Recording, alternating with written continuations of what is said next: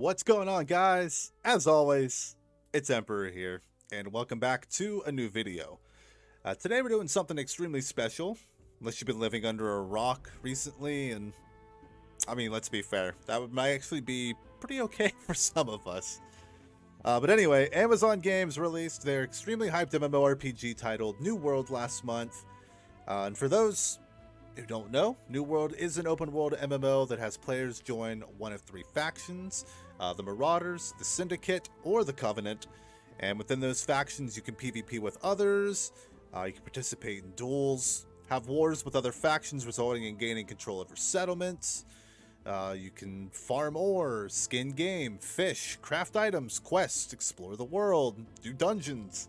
The list is pretty much endless. So this is going to be part one of a 4-part series. I plan on making a level 21 to 40 leveling experience video, as well as a 41 to 60.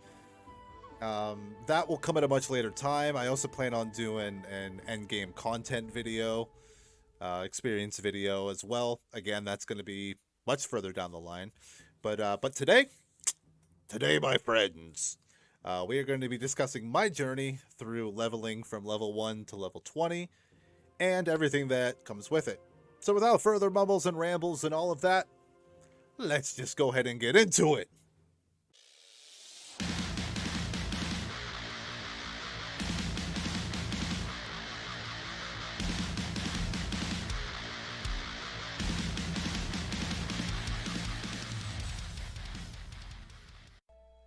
In the beginning, as my last New World video showed, I had absolutely no idea about the world I was going to be stepping into. The only MMO experience I've had before this game was World of Warcraft, and I thought that game looked beautiful. But there was something about Eternum. The mystery of exploring a new land, a new world, just excited me. Where the video left off, I just wrapped up the intro quests in the Monarch's Bluff starting area. With my sword and shield in hand, I set off to begin my next adventure. After harvesting some truffles for that ridiculous hapless Howie, I was finally led to the Monarch's Bluff settlement itself. I was taken back by how cool everything looked out there and how lively it was with the player base. I found myself wandering around the settlement, taking a look at all the different crafting areas and peeking in at the trading post. I love how that trading post is set up, by the way. After wandering, I learned about the different factions and ultimately decided, yeah, we're going to be a Marauder. Now, on my server, Marauders are probably the smallest faction as far as territories that are owned. Syndicate ran everything for a while, but now Covenant is pretty much taking everything over. I think as of this video, Marauders probably have like 2 areas.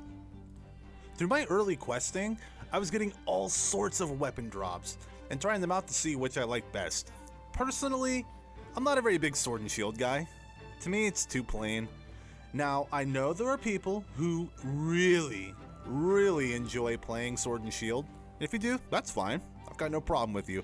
It's not my play style, that's all. I was really intrigued by the ice gauntlets at first. Then I tried the musket and the staff until I got to the one weapon that I loved more than any of them. The Great Axe. Oh, yeah, sure, it seems simple, but the fact that I get to charge to enemies, pull them in, hit them with a big just seems so satisfying to me. I picked up a bow as my secondary weapon to pull enemies from a longer range, but I really want to try the hatchet as a secondary for some time. With all the weapons in the game, you can come up with some pretty cool combinations. Another cool thing is, every time you level, you get to add 3 skill points into either dexterity, strength, intelligence, focus, or constitution. But you don't have to put all 3 into one. Like, you don't have to put just 3 into strength or dexterity or so on and so forth. You could put it in 2 in strength, 1 in dexterity, or 1 in strength, 1 dexterity, 1 constitution. You're free to split them up between anything, really. But what's cool is each weapon has a primary attribute and a secondary attribute. For example, you play musket, dexterity is your primary attribute, while intelligence is your secondary attribute. So you want to add points to both dexterity and to intelligence. Also, as you use a weapon, you gain experience on it. And when you level it up, you get to use skill points to unlock new abilities and passives. And to me, that's pretty freaking sweet. But after I got my axe, I continued questing and picking up loot, seeing gear that had some pretty cool extra perks to them. For example, I got a piece of leg armor that gave me a chance to gain a Zoth every time I killed something. And then also there was a hand armor perk that gave me a small chance at rare loot when I skinned. That's pretty cool. I think my favorite thing about this game so far is the customization of your character is large. You are not bound to a specific armor type or weapon. Hell, if you want to be in all heavy armor and run around with an ice gauntlet and a musket, you are 100% free to do so. You play how you want to play the game. And I like that. I quickly found myself putting my main quests on the back, and I really dove headfirst into the exploring of the zones. I explored Everfall, I explored Windward and First Light, checking out the landmarks, and I'll be honest, I may have died to a couple of those landmarks, mostly because I was only level 10, and I was running through level 23 zones. I'd pull one mob and get hit, and I was pretty okay, but then once the 5th and 6th mob hit me, I was pretty much done for there. But after that, I figured it was time to get some questing done, and save exploration for, well, at least another hour, you know? But after questing for a bit and getting some of my Marauder missions finished, by the way, the Marauder missions early on, to me, they sucked. Oh, they sucked. The reason why I thought they sucked was because I was getting sent out to do the same 3 missions almost over and over and over again. But don't worry. As you level up, you unlock new missions to do. Some of them require group content, some can be solo. Of course, you could do the PvP ones as well. I don't think I'll be doing any PvP because, as you can see in the clips, my combat's still kind of lacking, so probably won't be doing much PvP until at least max level. I really gotta learn how to use the dodge. But anyway, after I was questing with doing some of my Marauder missions, I once again found myself out exploring. I was working on cutting trees and cutting trees. Then I cut some more trees, and after that, I probably cut a couple more trees. And then I did some basic harvesting, you know, around the starting area, the Monarch's Bluffs. Just picking up a little bit of the hemp. And what else was there? All the flowers and stuff. And then I went back to cutting more trees, and then more trees, and then More trees! But I did get upset a couple times because as I was trying to cut trees or skin, this is what I hated. I would get bombarded with mobs and have to fight them off with my trusty axe. But then, after I got done fighting those mobs and barely surviving, I turned around and I found out that some Butthole idiot took my tree or my skinning loot.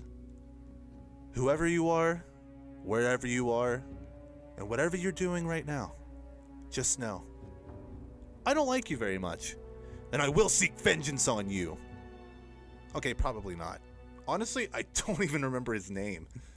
After harvesting for what seemed like 456.65 years, I decided to start working on the main quest line, and honestly, it's been pretty enjoyable. Even being in the very beginning of it.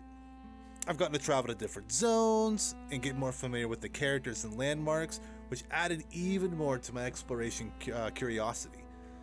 If I had to pick, First Light is probably my favorite zone so far. More because of my exploration, I came across an area that aesthetically I really loved. That being Sleepy Tallow. I love how even in daylight it turns to night. The dark, deep in the woods, graveyard with a broken down abandoned church. That feels just so cool. Now I died a lot trying to explore this area. I think I was level 15 at the time, and I'm pretty sure it's a level 23, 24, 25 landmark, but I couldn't help but to explore it despite my numerous deaths. Also, what was really cool was seeing the captain's journal inside of the house. The journal was talking about how he attempted to sacrifice somebody named Klaus in order to escape the place that he deemed hell. Unfortunately, things didn't go as planned. Instead, he created a freaking monster! In the last lines of the entry, it stated, "The screams have stopped, but now something pounds at my door. I shall let it enter and end this terrible nightmare." Now, personally, I love spooky things. I love spooky movies. Halloween is my favorite holiday. This place is totally up my alley, and I cannot wait to find more areas like this one. All in my first 20 levels, I can surely say that I enjoy playing this game. I've been leveling super slowly. I'm making sure I've been reading the quest text so I can kind of understand the story. I've been leveling up my trade skills, talking to random people in settlements, laughing at some of the most hilarious names that I've ever seen. And also, I've seen a lot of people with TTV at the end of their name, obviously promoting their Twitch page. I've been hopping into some of their streams, and I've been enjoying watching them have fun with the game. I finally hit the point requirement for Gladiator rank.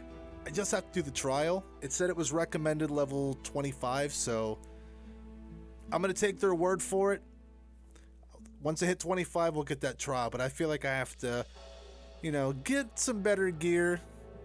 Of course, get a couple more levels, and then I will be definitely going for that. Now, even though that there is going to be mounts added into this game, I actually like that there's no mounts right now. And, I mean, if the lore for why there's no mounts in this game is kind of lame, and if you haven't heard it, I will tell you right now. Are you ready? You ready? You sure you're ready? Alright, let me tell you the long tale of why New World has no mounts in this game. It's because the animals are too violent to be domesticated. Yeah, not really the best lore story ever. But of course, whenever the mounts do come into the game, I will be using them. Why wouldn't I? You would have to be absolutely insane to not use them. But personally, I enjoy walking around and having a long journey to my next destination. Yeah, you can go to a settlement and fast travel, but I just love the open world and not knowing what dangers could be lying ahead of me in the shadows. I love this game, and I just cannot wait to keep playing more. Ladies and gentlemen, that is the beginning of the tale of a really hot guy, the greatest axeman to ever walk Eternum. Our story will continue next time as we level from 21 to 40. I wanted to say thank you very much for watching this video. If you liked it, feel free to click that like button. And down below, let me know how your level experiences are going. Doesn't matter if you're only level 10 or if you're level 60 and you've basically destroyed everything the game has to offer so far. I really do look forward to rating them. And if you'd like to support the channel, you can make a one-time payment of $0.00 by hitting that subscribe button for more content. So, I got some more New World to play, so we'll see you next time. Whenever that is. Hopefully it's soon. So,